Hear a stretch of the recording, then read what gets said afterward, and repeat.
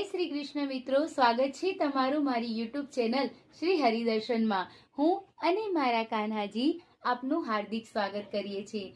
મિત્રો, આજે આપણે ફરી એકવાર કૃષ્ણ ભગવાનની બાળ લીલા કહેવા જઈ રહ્યા છીએ। ત્યારે કૃષ્ણ ભગવાને પોતાના બાળ સ્વરૂપમાં દરેક ગોપીઓના ઘરેથી માખણ ચોરીને ખાધા।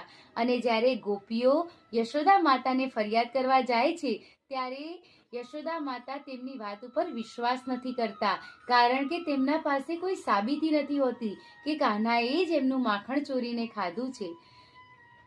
અહીંયા એક બાજુ બધી ગોપીઓ ભેગી થઈને કાન્હાને પકડવા માટે, રંગે હાથ પકડવા માટેની યુક્તિ બનાવે છે। અને એક પ્રભાવતી નામની ગોપી હોય છે જેના ઘરે કાન્હાએ માખણ નથી ખાધું હોતું, એટલે પ્રભાવતીને કહે છે કે પ્રભાવતી, હવે તારું ઘર બાકી છે, એટલે કાન્હો હવે તારા ઘરે જ માખણ ખાવા માટે આવશે। ખરેખર જોવા જાવ તો દરેક ગોપીઓ એવું જ ઈચ્છે છે કે કાન્હો મારા ઘરે માખણ ખાવા માટે આવે। અને પ્રભાવતીનું તો દહીં અને ગોળ કાન્હાને ખૂબ જ ભાવે છે। ત્યારે બધી ગોપીઓ ભેગી થઈને પ્રભાવતીના ઘરે કાન્હાને રંગે હાથ પકડવાની યુક્તિ કરે છે।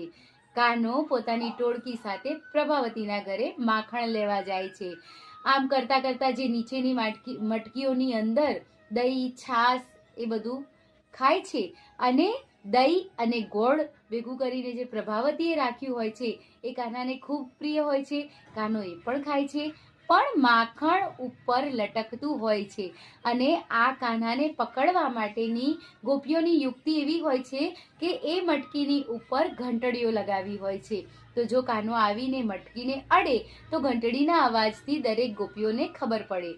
એક બાજુ કાન્હો જ્યારે મટકી લેવા જાય છે ત્યારે ઘંટડીઓ હોય છે, ત્યારે કાન્હો તો પોતે ભગવાનનું સ્વરૂપ હોય છે, એટલે કાન્હો કહે છે, જોજો હો ઘંટડી, અત્યારે તમે વાગતા નહીં તો અમે પકડાઈ જઈશું। ત્યારે ઘંટડી બિલકુલ અવાજ થતો નથી। માખણની મટકી નીચે આવીને બધા ગોવાળો સાથે કાન્હો માખણ ખાય છે। અને જ્યારે ભગવાન માખણ આરોગે છે ત્યારે ઘંટડી આપોઆપ વાગવા મળે છે। એટલે કાન્હો કહે છે, ઘંટડી, મેં તને ના પાડી હતી ને કે તું ના વાગતી। એટલે ઘંટડી શું કહે છે ખબર છે? પ્રભુ, આ અમારી આદત છે કે તમને જ્યારે ભોગ લાગે ત્યારે અમારે વાગવું પડે, એટલે આદતથી મજબૂર અમારે અત્યારે વાગવું પડ્યું। અને બધી ગોપીઓ જાગી જાય છે અને કાન્હાને રંગે હાથ પકડી લે છે। કાન્હાને પ્રભાવતી હાથ પકડીને યશોદા માતા પાસે લઈ જાય છે ત્યારે કાન્હાની લીલાથી કાન્હો બદલાઈને પ્રભાવતીનો દીકરો બની જાય છે। એટલે યશોદા માતા કહે છે કે તું તારા દીકરાને લઈને મારી પાસે આવે છું। આમ કરીને